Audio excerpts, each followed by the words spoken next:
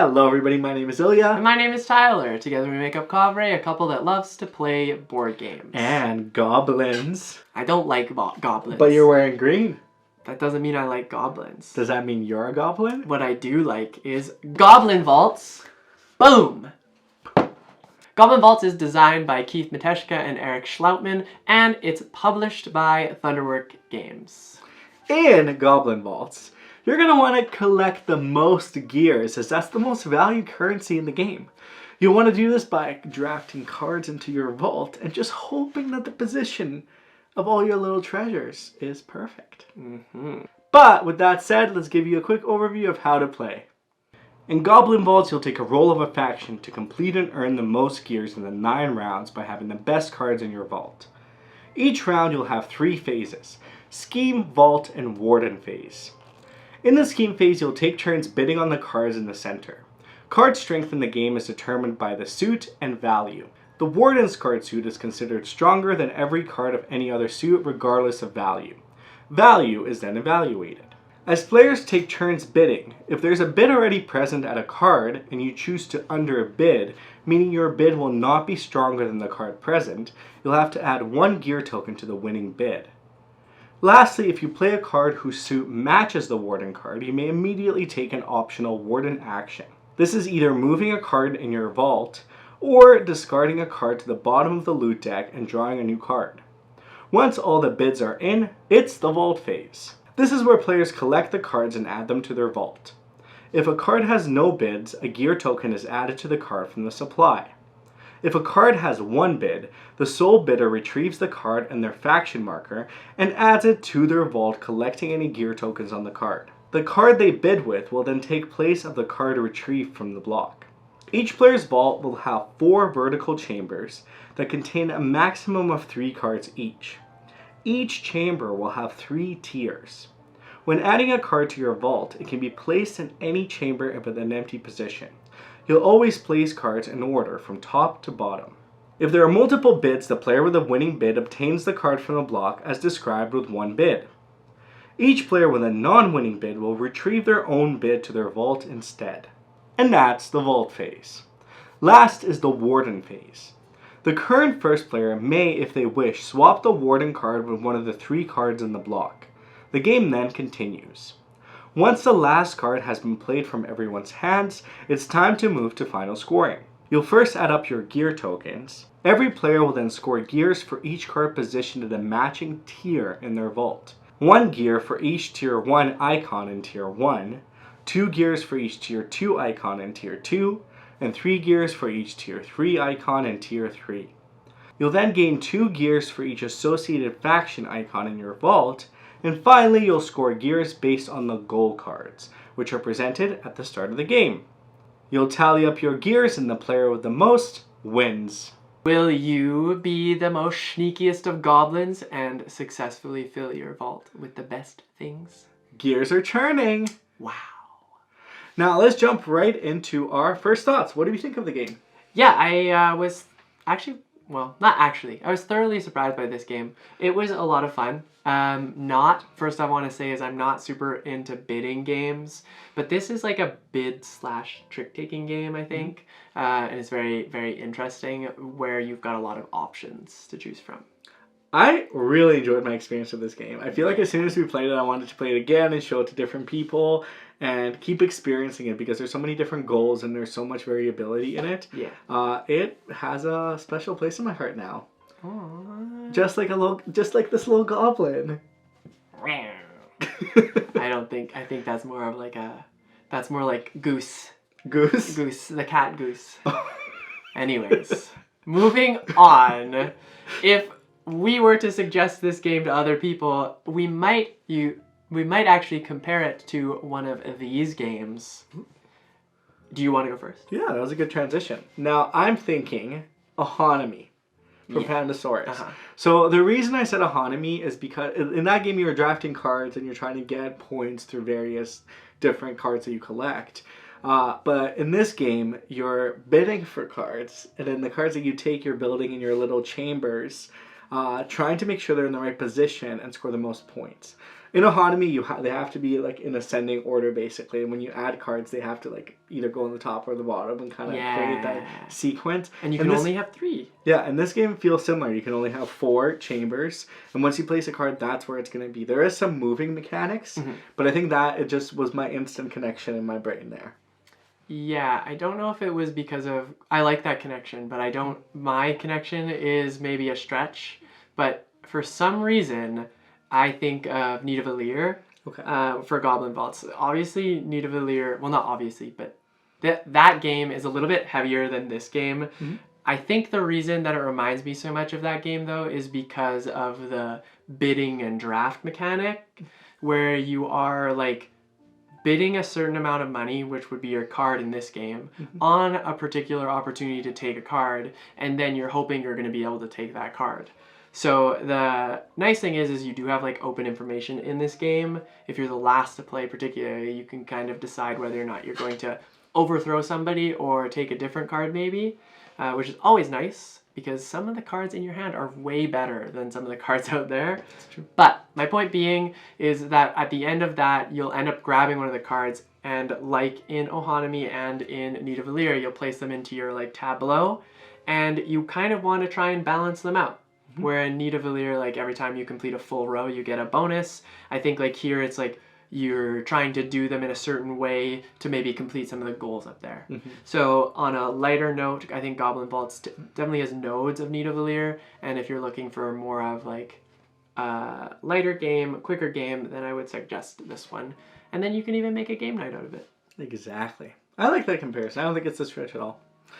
Now, for our next section is, well, now that we talked about Goblin Vaults, had some comparables, we're going to talk about why you should play Goblin Vaults, why you should check it out. Yes, exactly. I hinted towards this first thing at the beginning of our first impressions conversation, but I like the clash between bidding and trick-taking. I wouldn't push it so far to say that it is like a true trick-taking, a true bidding game, because you're using your cards to do these things. There is a trump suit that you'll be able to capitalize on, and then you can get beat out by people who have better cards than you. So in that sense, I think if you're looking for a game that like bridges 2 different mechanics, in particular bidding and trick-taking, then this might be a good game for you. I think the point I'll say is the game is very cyclical. And what I mean when I say that is a lot of the cards that you bid are going to end up being the new cards. And also the first player will have an opportunity to potentially swap the trump card. Yes. So the game is changing, but the refresh happens through yourself doing things. So I feel like this game almost doesn't have any like administration or cleanup, because the things that you do just progress the game forward, which I really enjoy, because you also can plan for that, and that can be part of the strategy, because you can say like, I'm first player next, I want to make sure I play a card that becomes the trump suit at the end of my turn, so the next turn I have that card so I can win the trick that maybe I've placed here that I want to trade that with. So there's a lot of layers in that, and that makes me really happy. And once mixed with the goals and the varying circumstances the game presents, there's a lot of strategy packed in this game. Yeah, for as quick as it goes, there's definitely some key decision points that you need to be like aware of when you're playing this game, which makes for some fun strategies, which is kind of the next point that we bring up. Is there's a lot of different ways to score points given what's going on with this game. You've got those goals that are global to everybody, you've got your seal that you can collect things from, and then you also have like the stacking in the orders appropriately, because you'll score more points for having them in the right slots in your vault. And don't forget the extra gears you can collect by taking the cards that maybe other people don't want. Yes, yeah. So yeah, there's a lot of layers and a lot of possibilities. Yeah, and it's really anybody's game, no matter what kind of strategy you go for. It's fun to see it at the end of the game and understand who actually takes the lead. Yeah, lots of ways to balance your points. Well, with that out of the way, let's talk about a few reasons why somebody might not want to check this one out. Well, you don't get to fill your grid. True, yeah. Because you can have 3 chambers of 3 cards in each chamber, but you can't ever fill it. Yeah, that's true. You're going to be, I think, 2 cards short by the end of it, because you start off with 1 and you play 9. You get 10. So yeah, you're missing 2. Yeah. So it's going to give me 2 empty spots, and that just breaks my heart. Yeah, that's because I want the whole grid. So if that's going to bug you as well, maybe this isn't the game for you. Yeah, that's a fair point. That's a fair point. Well, I think like besides that, there are like during gameplay there are cards that you're definitely going to want. And like any trick taking, like any bid game like this, you're going to have these cards taken from you and it's going to feel really bad. And you've just got to hope that the cards that other people are playing are sufficient enough to like fill your board or will work with the goals, because it really is just a luck of the draw, depends on what's in your hand kind of thing. And although that's part of board games, it still doesn't feel the greatest. Yeah. I think the last thing I'll mention here too is that because of so many ways that you can score points in this game, it's hard to always know the right thing to do and when to give up certain elements, when to focus on other elements. I remember the first game I played, I was so fixated on getting everything in the right tier. Oh yeah, that's what I fixated on all the time. I completely forgot about the goals. I barely got any with the gears on them. I had a terrible score. Yeah. And I didn't even get to do the tiers. I still messed up by the end of it. So I think because of that, if that's something that doesn't really jive with you, then maybe this game is also not for you. Yeah, some of the goals can definitely be like colliding as well. Yep. So if you do one, you can't actually do the other. It's hard. Which makes, again, for an interesting decision. But it also kind of just almost like salts the game, because then I'm looking at a goal that I'm never going to be able to achieve. And that does, put a little dampening in the game experience. Exactly. But overall, what do we think about Goblin Vaults? I loved it. I think there's lots of ways that it will hit our table. I think it's a really fun game for a lot of players because it plays so quickly. It has that heavier strategy game feel and a quick experience. For me, at least. Yeah, I don't know if I totally agree with that. It's definitely got some interesting decision points that you can like toss around while you're playing this game. The one thing is it's like only really one hand that you'll ever have. So it does, even though you're cycling through trump card cards in the deck, building out your tableau, it can kind of feel a little slow. But overall, I did enjoy the game. It's an interesting clash between two mechanics that I am very contentious with because I don't really like bidding games. And I also have this thing for changing trick-taking too much. So this did a good job. I like your trick-taking thing. Yeah.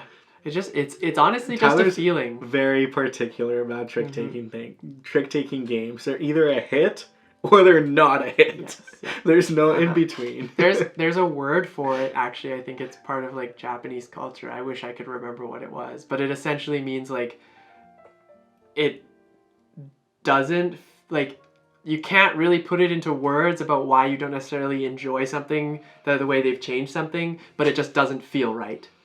So we'll just do a trick-taking month and Tyler will have a sign that's like X or a check mark. Yeah, exactly. Well, that is Goblin Vaults. For our question of the day, if you could put one random object into a vault that would shock the people or maybe surprise people when they open it, what would it be? What would I put in there? I think I would I would write a letter that's like maybe a little bit mysterious, but then I would rip it in half and I put the half of the letter in. Because then it'll keep people wondering what the mystery is, but there's no mystery. It's just a random letter. Just a random letter. That's what I would do. Yeah, I don't think I could be that creative. I'd probably put like a single knight from a chessboard. Oh, I like that. I thought you were going to say like a yogurt. Because by the time that you open it, it's just like death. Ew. Well, that's our question of the day. We'd love to hear what you would put in your vault of mystery. Yes, please. And if you enjoyed our content today, you know what to do. Give us that thumbs up and maybe even subscribe here if you're new to this channel, because we make YouTube videos about board games every week because we love them. Until next time, though, this is us probably just going to play this game. Vault, vault, vault. Bye.